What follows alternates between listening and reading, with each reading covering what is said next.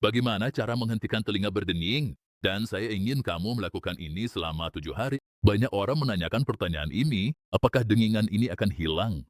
Apakah ini permanen? Apakah ada sesuatu yang bisa kamu lakukan? Karena mereka pergi ke dokter dan dokter bilang mereka nggak tahu penyebabnya. Hari ini saya akan menunjukkan sesuatu yang sangat penting dan sangat berharga yang tidak akan diberitahukan dokter kepada Anda.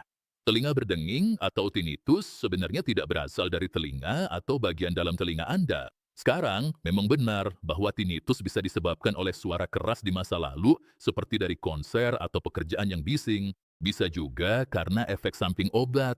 Namun, bagaimana kalau Anda tak pernah minum obat itu dan jarang terpapar suara keras dulu? Lalu, apa yang akan terjadi? Sekarang, saat saya membaca beberapa komentar di video-video saya sebelumnya, ada beberapa hal yang terus-menerus muncul. Seseorang menulis seperti ini, "Saya udah mengalami tinnitus selama kurang lebih 3 tahun. Setelah menjalani puasa intermiten dengan berpuasa selama 17 jam dan jendela makan selama 7 jam, serta beralih ke diet rendah karbohidrat selama 2 minggu, tinnitus saya hampir hilang." Ini ada satu lagi, "Saya udah mengalami tinnitus selama 8 tahun. Saya udah mencoba segalanya, naturopati, akupunktur. Nggak ada yang berhasil. Sampai saya mulai diet keto. Saya mulai 5 hari yang lalu dan tinnitus saya hampir hilang." Ini ada satu lagi. Setahun yang lalu saya menjalani diet karnivor. 90% hanya makan daging, garam, dan air. Tinnitus saya ilham. Ini ada satu lagi. Saya benar-benar menyadari bahwa tinnitus saya jadi lebih parah saat saya makan gula dan kafein. Hal ini membuat saya terdorong untuk meneliti jalur penelitian yang berbeda. Tapi saya ingin tahu apa hubungan antara gula darah dan insulin dengan sistem saraf di telinga bagian dalam. Hal pertama yang perlu Anda ketahui adalah ketika Anda melakukan tes pendengaran, mereka bisa aja bilang semuanya normal. Padahal sebenarnya tidak normal dan inilah alasannya. Tes pendengaran standar pada dasarnya hanya memeriksa satu hal, apakah Anda bisa mendengar bunyi bit, namun ada bagian dari pendengaran Anda yang tidak pernah diuji. Itulah sebabnya Anda sebenarnya bisa lolos tes pendengaran meskipun mengalami gangguan pendengaran. Jadi, jika Anda benar-benar melakukan tes pendengaran, mintalah juga tes frekuensi tinggi dan tes bicara dalam kebisingan. Mari bahas topik tadi. Masalahnya, dengingan itu bukan dari telinga Anda, melainkan dari otak Anda. Ketika seseorang benar-benar mengalami gangguan pendengaran, biasanya ia kehilangan pendengaran pada nada tertentu. Otak Anda menghasilkan suara untuk mengkompensasi nada yang hilang itu dan menaikkan volume suara tersebut. Sekarang mari kita lihat apa yang menyebabkan masalah ini. Jika kita melihat berbagai obat, suara keras, mungkin virus, infeksi, atau kemoterapi, semua hal ini sebenarnya melakukan hal yang sama. Mereka merusak saraf-saraf di dalam telinga. Tapi di antara semua penyebab itu, dan tetaplah bersama saya karena saya benar-benar ingin Anda memahaminya. Kenaikan gula darah kronis secara perlahan mencekik pembuluh darah kecil yang memberi makan saraf-saraf sensitif di telinga bagian dalam. Sekarang tetaplah bersama saya, karena apa yang akan saya sampaikan juga berkaitan dengan kondisi diabetes yang mempengaruhi saraf hingga ke kaki Anda, seperti neuropati perifer, kesemutan, dan mati rasa. Jadi, coba tebak apa yang terjadi. Saraf-saraf di telinga bagian dalam juga merupakan saraf perifer. Jalur kabel yang sama yang menuju ke kaki juga menjalar ke telinga bagian dalam. Banyak orang bisa lolos dari kadar glukosa darah tinggi selama bertahun-tahun karena ada sesuatu di bawahnya. Itu disebut insulin. Insulin menyerap glukosa darah secepat Anda memasukkannya ke sana. Dan itulah sebabnya banyak orang bisa memiliki kadar glukosa darah normal selama 10, 15, 20, 25 tahun tanpa menunjukkan gejala apapun. Karena insulin di balik itu bekerja sangat keras. Terlalu banyak insulin secara langsung merusak sistem saraf. Namun dalam proses ini, resistensi insulin terutama mulai menghentikan pasokan bahan bakar ke sistem saraf di saraf perifer.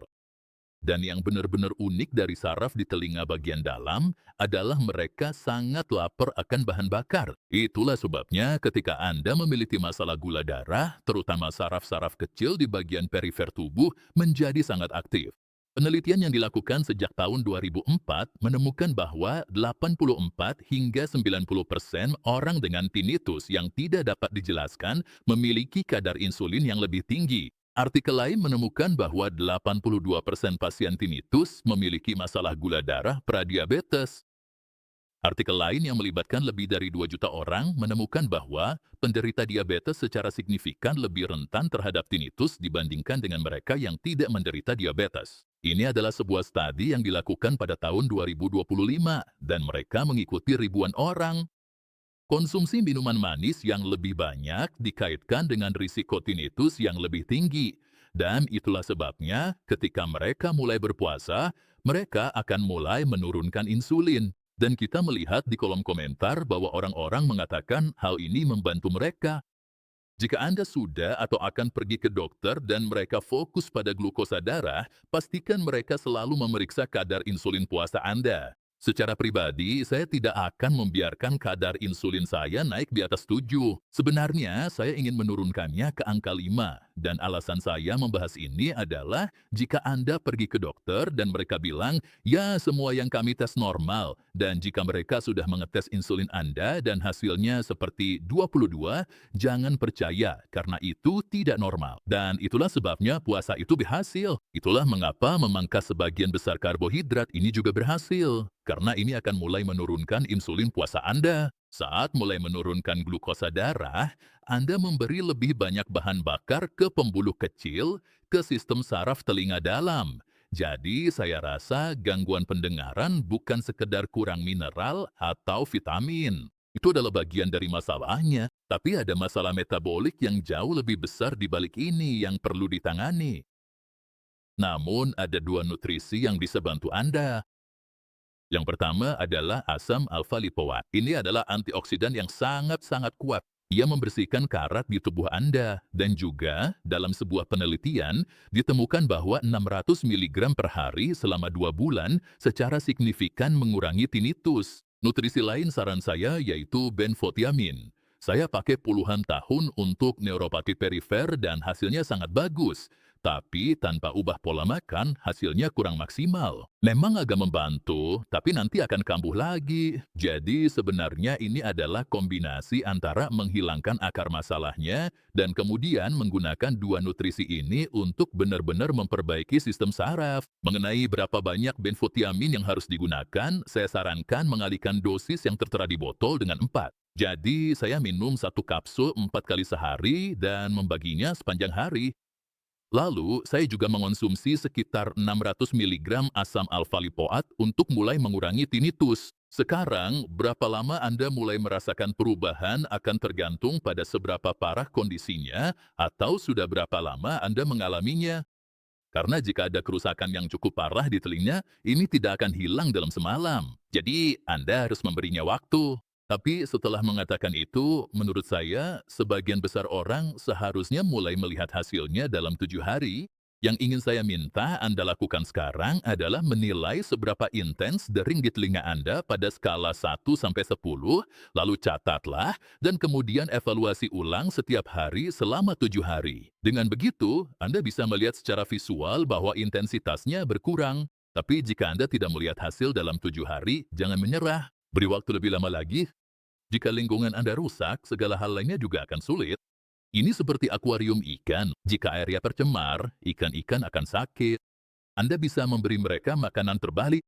Anda bisa mengobati setiap gejala, tapi jika airnya tetap beracun, tidak ada yang akan sembuh. Tubuh bekerja berdasarkan 10 sinyal seperti insulin, kortisol, peradangan, kualitas tidur, dan fungsi usus. Masing-masing memengaruhi bagaimana perasaan Anda, tapi selalu ada satu sinyal yang lebih bermasalah dari yang lain, dan tanpa memperbaikinya, semua hal lain akan terhambat.